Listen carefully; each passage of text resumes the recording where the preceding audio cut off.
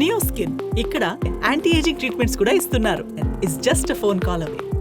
కూనంనేని సాంబశివరావు గారు అడిగిన విషయాలకి మొదటి జవాబు ఏంటంటే, వారు ఇది కేంద్రం ఏమన్నా ఈ పీడిఎస్ సిస్టమ్ రేషన్ సిస్టమ్ మార్చి డీబీటీ డైరెక్ట్ క్యాష్ ట్రాన్స్ఫర్ ఏమన్నా ఆలోచన ఉందని. మా ప్రభుత్వం ఏం ఆలోచన లేదు, కేంద్రం ఏం ఆలోచన చేస్తుందో మాకు ఐడియా లేదు. అదేవిధంగా మీరు ఎడిషనల్ ఐటమ్స్, ఎసెన్షియల్ కమోడిటీస్, మరి దాని గురించి మీరు ప్రస్తావించారు. సరే, ఇది ప్రభుత్వం ఒక ఫైనల్ నిర్ణయం తీసుకోలేదు, ఇది ఆలోచన చేసి ఒక నిర్ణయం తీసుకుంటాము. అదేవిధంగా రేషన్ డీలర్స్కి ఇన్సూరెన్స్ విషయంలో కూడా ప్రభుత్వం ఆలోచన చేస్తుంది. మరి ఈ ఇల్లీగల్ పీడిఎస్ ట్రేడింగ్ అనేది ఇది జరుగుతున్న మాట వాస్తవం.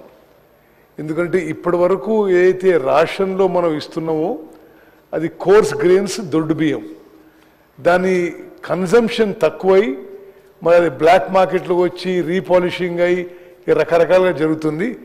ఇటువంటి ఇల్లీగల్ ప్రాక్టీసెస్ తగ్గించడానికి, అదేవిధంగా నిరుపేదలందరికీ, బీపీఎల్ ఫ్యామిలీస్ అందరికి కూడా సరియైన మరి రైస్ ఇవ్వడానికి ముఖ్యమంత్రి గారు క్యాబినెట్ తీసుకున్న ఒక విప్లవాత్మక నిర్ణయం ప్రకారం మేము ఇంకో నెల 2 నెలల్లో అందరికీ ఇప్పుడైతే ఏదైతే 6 కిలోల బియ్యం ఎవ్రీ ఇండివిజువల్కి ఉచితంగా ఇస్తున్నామో అది ఇప్పుడు కోర్స్ గ్రెయిన్స్, దొడ్డు బియ్యం ఇవ్వడం జరుగుతుంది. అది మొత్తం రాష్ట్రంలో అందరికి కూడా సన్న బియ్యం ఇచ్చే ప్రక్రియ మొదలుపెట్టబోతున్నాము 1-2 మంత్స్లో. అదేవిధంగా రైస్ మిల్లర్లు కానీ ఎవరైనా సరే, ట్రాన్స్పోర్టర్స్ కానీ పీడిఎస్ రైస్ ఎవరైనా దాని మీద వ్యాపారం చేయడం కానీ, ట్రాన్స్పోర్ట్ కానీ, మరి దాన్ని రీవర్క్ చేసి రీపాలిషింగ్ చేస్తే వాళ్ళ మీద చాలా కఠినమైన చర్యలు తీసుకుంటున్నాం. ఈ మధ్యనే ఉమ్మడి నల్గొండ జిల్లాలో ఈ పీడిఎస్ వ్యాపారం చేసే 3 మీద మరి పీడీ యాక్ట్ పెట్టి జైలుకు పంపేయడం జరిగింది.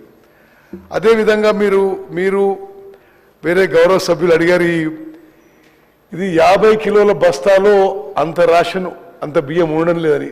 వాస్తవం కొన్ని చోట్ల జరిగింది ఇది.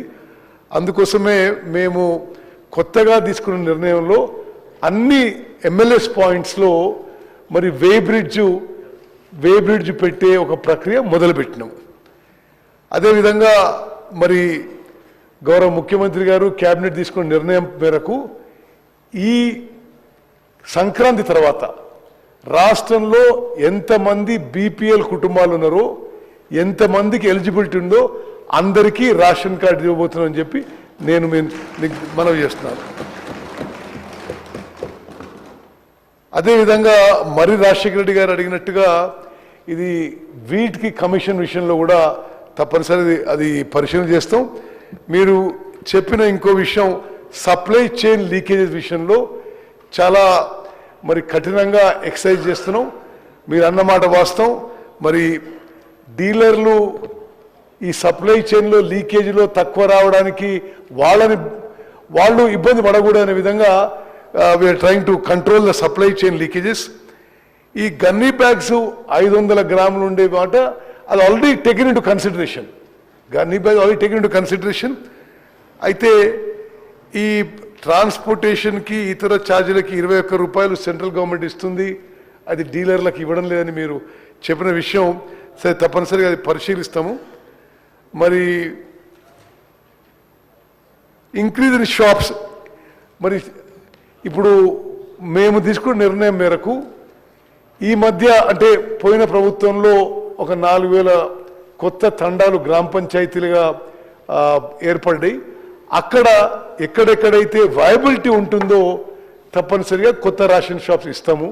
కానీ మా అనుభవం ఏంటంటే మరీ ఎక్కువ రేషన్ షాప్స్ ఇచ్చినా ఉన్న వాళ్ళకి ఒక్కొక్కరికి వాళ్ళ దగ్గర ఉన్న రేషన్ తగ్గిపోయి వయబిలిటీ కావడం లేదు. సో అందుకోసమే మరి మేము ఎక్కువ రేషన్ షాపులు ఇవ్వడానికి మాకు ఎటువంటి ప్రాబ్లం లేదు. కానీ రేషన్ షాప్ ఎవరికైతే ఇస్తామో వాళ్ళకి వయబిలిటీ ఉండే విధంగా కూడా చూసుకోవాల్సిన అవసరం ఉంది. కాబట్టి అది పరిశీలన చేస్తున్నామని చెప్పి మనవి చేస్తూ స్పీకర్ గారికి ధన్యవాదాలు. సుమన్ టీవీలో మీ పర్సనల్ అండ్ బిజినెస్ ప్రమోషన్స్ కోసం కింది నెంబర్కి కాంటాక్ట్ చేయండి.